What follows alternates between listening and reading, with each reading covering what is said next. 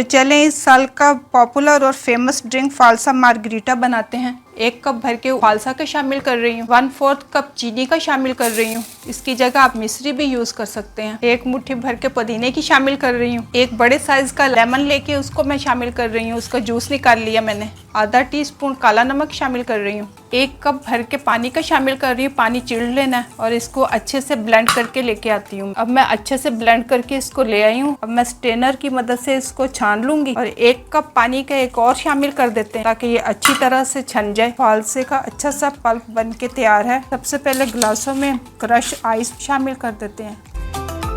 अब white soda शामिल कर देते हैं। फालसा मार्गरीटा बन के तैयार है। 1 कप फालसे से 6 गिलास बना के हम तैयार कर सकते हैं। वीडियो पसंद आए तो इसे लाइक और शेयर करते रहें और मेरे चैनल को सब्सक्राइब करना ना भूलें।